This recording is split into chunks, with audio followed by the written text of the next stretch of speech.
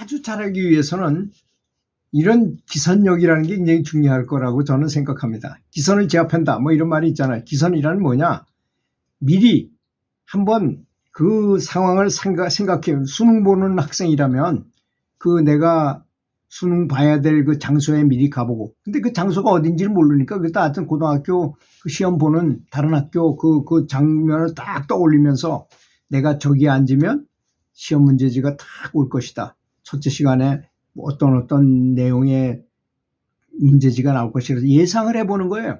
시뮬레이션을 한번 쫙 돌려보는 거죠. 그런 것이 굉장히 중요합니다. 그래서 우리가 연구를 할 때 필요한 게 뭘까요? 여러분, 연구를 왜 하십니까? 내가 죽을 때 극락왕생하기 위해서. 그럼 죽을 때를 한번 생각해 보는 거예요. 정말로 내가 죽는다. 제가 옛날에 어떤 영안이 열린 사람에게 물어봤더니 나는 어떻게 죽는가 하고 물어봤어요. 그랬더니 추리닝 바람에 뭐 이렇게 해가지고 그렇게 사망을 할 것이다 라고 그러더라고요. 그래서 내가 추리닝을 입고 딱 방에서 딱 연구를 하다가 죽는 모습을 상상합니다. 그러면 죽는 모습을 생각하면서 아주 실제적으로 좀 심각하게 잘 이렇게 생각해 보면 연구를 해야 되겠다는 생각이 더 많이 들어요. 그렇지 않습니까? 미리 기선력으로 그걸 생각해서 한번 하는 거니까. 그 다음에 큰 어려운 일이 생겼어. 교통사고가 날 만한 큰 일이 생길 수 있다 라고 생각하고 또 연구를 해요. 그래서 제가 늘 얘기했지만 연구를 많이 하게 되니까 이 사람이 죽어야 될 운명이었는데 그걸 꿈에서 대신하고 마는 경우도 많이 있다 그랬잖아요.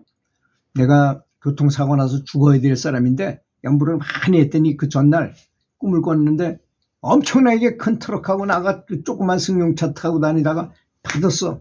그랬더니 콱 하면서 내가 떨어지면서 눈을 번쩍 떴어. 근데 정말 가슴을 딱 열고 보니까 여기 멍이 퍼렇게 들었다는 거 아닙니까? 근데 그걸로 죽을 목숨을 그냥 그걸로 대체한 것이었다는 것입니다. 그러니까 참 얼마나 중요합니까? 이 기선력이라는 게 매일 그렇게 생각하면. 그래서 톨스토이는 그런 얘기를 참 너무나 많이 강조했잖아요. 죽음을 생각하지 않고 사는 사람은 동물이나 다를 바 없다. 동물과 뭐가 다르냐 이거야. 그렇잖아요. 동물들도 다 맛있는 거 찾아다니고 예쁜 이성 찾아다니고 뭐 재밌게 놀고 뭐 놀이하고 다 하잖아요. 사람의 모습만 그냥 사람의 몸으로 태어나서 연구를 안 하고 그냥 그렇게 살면 동물하고 똑같죠. 노는 방식만 좀 다르지 뭐가 다릅니까 그게. 정말. 그리고 한번 아주 원론적으로 들어가서 한번 생각해 보면 사람으로 태어난 이유가 있을까요? 없을까요? 당연히 있습니다. 사람으로 태어난 근본적인 원인이 뭐냐? 내가 나의 본성을 알아서 내 고향으로 돌아가는 게 목표예요. 왜 자꾸 윤회를 합니까? 여기서 쓸데없이 자꾸 윤회를 하지 말고 여기서 공부를 다 끝내고 이제 공부가 다 끝나면 우린 졸업하고 오면 그만이잖아요. 거기 갈 필요가 없잖아요. 그 학교, 내가 졸업한 학교를. 그런 거하고 똑같은 것입니다. 그게 진정한 목표예요. 이제 그걸 인식을 못하니까 돈 버는 데에 미쳐가지고 평생을 돈 버는 것에 모든 걸 올인하고 살아요. 자기는 그게 최고의 아주 중요한 일이라고 생각합니다. 제 친구가 그렇게 잘생기고 그 시도 잘 쓰고 멋지게 생긴 친구가 나중에 죽어가면서도 그 뇌암에 걸려가지고 죽어가면서도 저를 찾아와서도 계속 부동산 때문에 전화하는 걸 보고 야, 다 저렇게 죽긴 몸이 안 좋아졌는데도 불구하고 어떻게 죽을 때까지 저렇게 그런 것에 이렇게 신경 쓰고 사나 하는 참 말할 수도 없고 참 너무 안타까운 생각이 들더라고요. 사실 그런 거 아니겠습니까? 그 다음에 식사량을 적게 하라는 것입니다. 밥을 조금 먹어야지만 굶는 게 제일 좋지만 굶으면 에너지가 없으니까 살 수가 없잖아요. 사람이. 사실은 밥을 안 먹고 사는 사람도 있어요. 태양식이라 해가지고 빚을 모아서 그냥 근데 그건 너무나 어려운 것이고 그걸 시도하다가 죽은 사람까지 있으니까 권장할 바는 없고 좌우지간 우리 같은 평범한 사람은 식사를 좀 줄여라. 이거 식사량을 적게 하라. 이거. 저는 일본의 그 미즈노 남보큐라는 그 관상가 대일본이라는 대단한 시호를 받았던 사람이에요. 도쿠가와 이에야스로부터. 우리나라는 제일 유명한 분이 시호하면 충무공 이순신이잖아요. 그것처럼 일개 관상가가 대일본이라는 그런 칭호를 받은 분입니다. 제자가 4,000명이나 됐고 관상을 봤다 그러면 10,000명에 1명도 안 틀렸대요. 그 사람은 그렇게 많은 공부를 했대요. 시체를 태우는 소체부 역할도 하면서 사람의 골상이 어떻게 생겼는지 알고, 이발사 노릇을 하면서 사람의 머리는 어떻게 생겼고, 또 감옥에 들어가서 감옥에서 보니까 사람들이 관상이 죄를 많이 짓는 사람들은 이런 골상학이 있구나 하는 것도 알게 됐어요. 범죄 골상학이라는 게 원래 있어요. 학문에도 있어요. 그런 걸 이제 배웠고. 그런데 그리고 관상을 배웠는데 이상하게 안 맞더라는 것입니다. 관상이. 그래서 나중에 자기가 스님이 너무 먹고 살기가 힘들어서 조실부모 한 다음에 먹고 살 수가 없어가지고 절에 가면 스님이 되면 먹고 사는 데는 지장 없잖아요. 그래서 스님이 되러 갔더니 스님이 그러더래. 너 1년 있다 와라. 밥을 조금 먹고 1년 있다 와라. 너 지금은 안 되겠다. 그래서 1년 동안 밥을 아주 조금 먹고 찾아갔답니다. 그랬더니 야, 이제는 너 너무 운명이 좋아져서 이제 스님이 안 돼도 되겠다. 그냥 살아라. 그래가지고 이제 그 관상을 배워가지고 이렇게 살았었는데, 그때 그 생각이 들더라는 것입니다. 식사량하고 관상하고 딱 매치시키면 어떨까. 그래서 보니까 식사량하고 분별하니까 10,000명에 1명도 안 틀리게 됐다는 것입니다.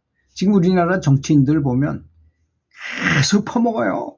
밤새도록 술 먹고 고기 배가 터지도록 먹어. 회식을 하면 누구나 그렇잖아요. 진짜 식사량을 줄이면 굉장히 사람이 영민해집니다. 왜냐? 이건 과학이에요. 무슨 미신이 아닙니다.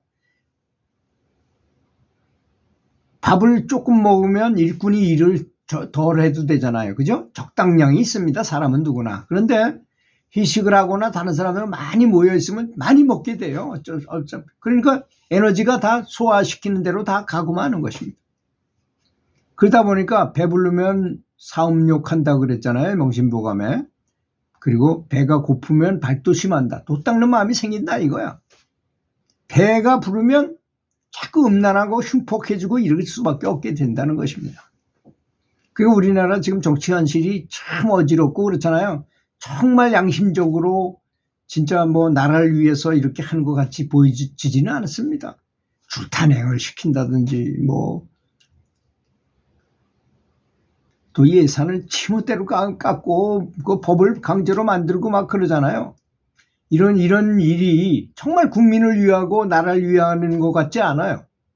그게 바로 이 먹는 거하고 관련이 굉장히 깊다고 보여져요. 저는 어떤 정치인을 좋아했는데 그 사람이 폐가 나오고 매일 음식을 너무 많이 먹는 것 같더라고요. 그러더니 결국은 그냥 중도에서 탈락해가지고 다시는 그분이 있었는지 없었는지도 그냥 역사 속으로 사라져 버리더라고요. 그러니까 음식을 줄이는 거, 이게 굉장한 과학입니다. 에너지가 남아돌 거 아닙니까? 조금 먹으면 운명이 바꿔진다는 것입니다. 그러니까 연부라는 사람은 고시 공부하는 거하고 똑같은 거잖아요.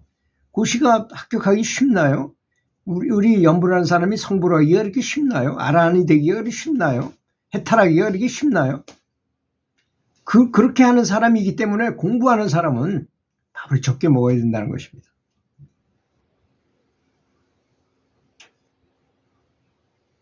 그리고 항상 명랑하고 감사한 마음을 유지하라는 것, 정말 100번, 1000번, 10,000번 강조해도 지나침이 없는 말이죠.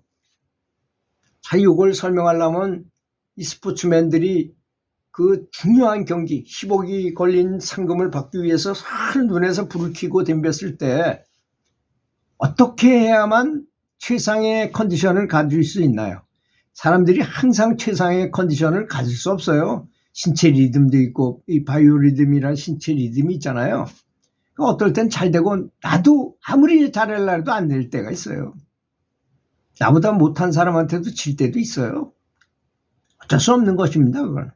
그러니까 항상 기분 좋은 생각해서 항상 행복 호르몬이 분비되도록 하면 최상의 상태를 계속 유지할 수가 있게 된다는 것입니다. 이거는 굉장히 과학이고 이게 고도의 수행법인 것입니다.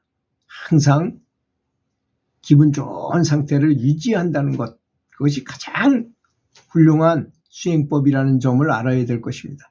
그래서 제가 감사해야 됩니다. 신나야 됩니다. 늘 행복한 마음을 가져야 됩니다라고 얘기하는 거 아니겠습니까? 제가 하나 팁을 드리자면 나가서 연설을 하거나 강연을 하거나 내가 가수로서 나가서 대중 앞에 노래를 불러 경연대회에 나간다거나 현역가왕이나 뭐 미스터 트롯 같은 데 나간다면 사람이 긴장하면 입이 바싹바싹 말라요. 여러분 열이 오르면 뭘 먹어야 됩니까? 해열제를 먹으면 내려가잖아요, 열이. 그런 것처럼 입이 바싹바싹 마르면 시큼한 사탕 있죠? 레몬맛 같은 거. 그런 사탕을 입에 물어요. 그러면 침이 이렇게 흥건하게 생겨가지고 저는 많이 실험했어요, 그걸로. 의외로 엄청난 효과를 가져와요, 그게. 대중 한 1000명 앞에서 강연할 때도 그 시큼한 사탕을 이렇게 우물우물 하고 있다가 나가서 강연하니까 떨리지 않고 아주 부드럽게 얘기를 아주 우스갯거리 얘기하면서 아주 대중을 폭소가 터지도록 만드는 다음에 이제 참 여유 있게 이렇게 강연을 시작하고 했던 기억이 납니다. 들어주셔서 감사합니다.